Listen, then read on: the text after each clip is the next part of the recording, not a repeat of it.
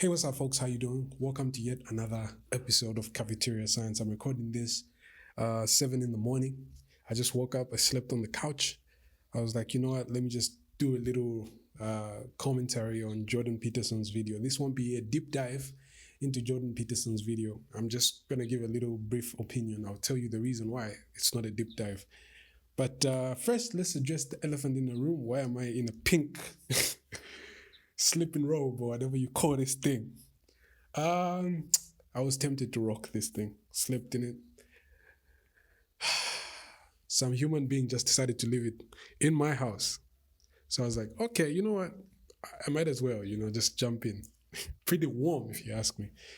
Yeah, so I was like, for this short little episode, let me just rock this pink little beautiful thing. I hope it doesn't draw attention from what I'll be talking about. Pink is a loud color. Yeah, and I'm sipping on some 4th Street. I'm just doing everything that this person likes, First of all, I'm in their Robe. Second, stuff they like drinking. It's a complicated matter, So, this is going to be a short video.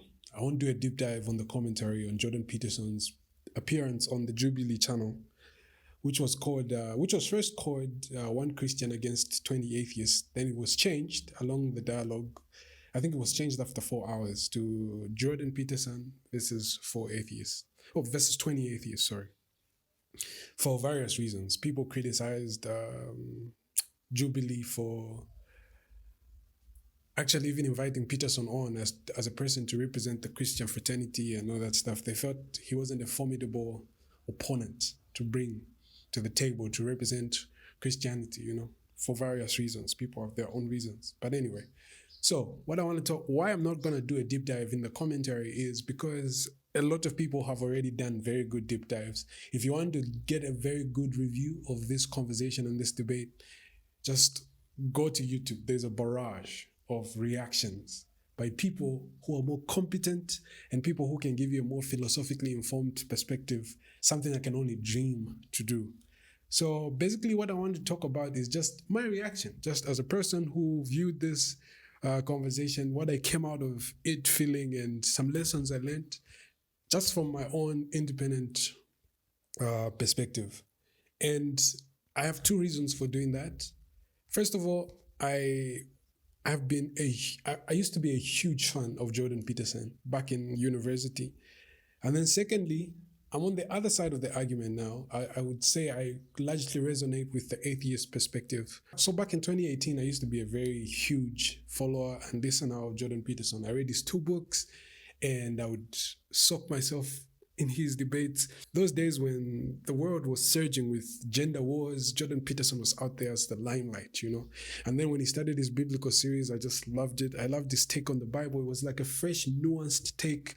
And everybody simply loved how Jordan Peterson had this power over the English language.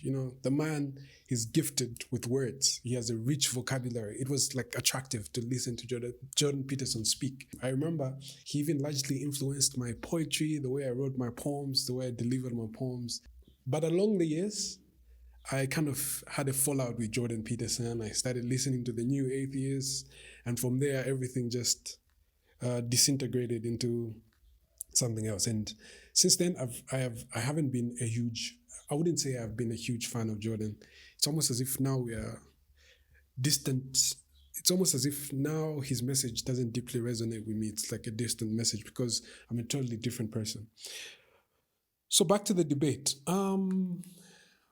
First of all, how I feel this debate struck me was it came out as if Jordan Peterson didn't actually adequately prepare for this debate. It felt as if maybe perhaps he thought, okay, this is gonna be like this is just gonna be a weekend spent answering kids' questions about God and stuff like that. So I'll just go there, sit down and talk to these kids and hear what they have to say. That's the way it came out. And then he had somewhat this chauvinistic hostility, which felt almost like ageist. It was almost like the energy that he was giving out was, look, I've been where you are. I've asked the questions that you've asked. Right now, you're not making any sense. and I can't accord you any time whatsoever in any serious sense. That's the way it felt when he was interacting with some of these people. I don't know about you. Perhaps you didn't feel the same coming out of watching this conversation, but at some levels, it struck me as that he was arguing in bad faith. He was a little bit on the defensive, and there was a part where he easily slipped into assuming the argument was a personal attack. He started talking about his career. You know nothing about my career. You know nothing about ABCD. You know nothing about where I'm coming from and stuff like that. So overall, everybody seems to agree on this fact. Jordan Peterson didn't do quite as well. And I had a conversation with my friend, Moses, where we were kind of both surprised at Jordan Peterson's performance, because we have seen Peterson in debates and him being a very formidable opponent. For example, you remember those spirited debates that he had with Sam Harris? 4 back-to-back debates he had with Sam Harris. He was at his best. He was on his toes. He brought the strongest arguments. That was Jordan Peterson at his best. And we also saw Peterson in various other debates with Matt Dillahunty, with other people. It was like, that was the Jordan we know, you know? So seeing him perform so poorly on this panel was just disappointing. And for many, it's almost as if like they didn't understand exactly what came over Jordan. Like, what's happening? What's happening to Jordan? The kids knew the trick. Jordan Peterson doesn't necessarily answer the Christian question pretty straightforwardly, and it frustrates a lot of people. When he had a conversation with Alex O'Connor, at least Alex tried to get it out of him that he believes in some kind of material resurrection of Jesus, and that Jesus was a real human figure as opposed to just allegories and stories and fictional characters. And people have taken offense about the fact that Jordan sometimes seems to imply that God is some sort of like fiction, a useful fiction.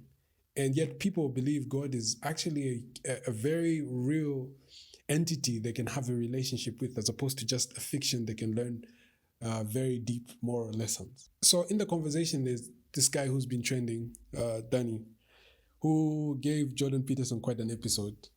And one thing I picked from there is Jordan, most of the times, when it comes to the Christian conversation, or when it comes to conversations about God, he tends to argue in bad faith, you know? He will slap you with these arguments. No, there's no, atheists don't even know what they believe in. There's no such thing as a person who doesn't believe in God. They're just confused, or they don't know what they're saying, or they don't know the meaning of the words and the implication of the things they're saying, when in actuality, they still, in a sense, believe in God, you know? So, and he would be very elusive about the question, are you a Christian? If you ask him, are you a Christian? He will take you around this circuit, you know?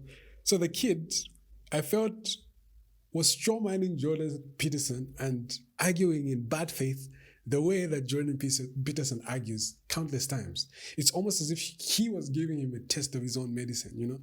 Because it's like he was trying so hard to push him in the corner and get Peterson to actually stand on something substantial, something that he can be identified with. So yeah, you see, like that interaction was a bit, it was a bit rough, you know? And a lot of people have talked about it. But anyway, and along this debate as well, there was a kid who gave Jordan Peterson an argument that I felt like he never really engaged with, and that was the argument on free will and determinism. I feel like that kid made a very great point.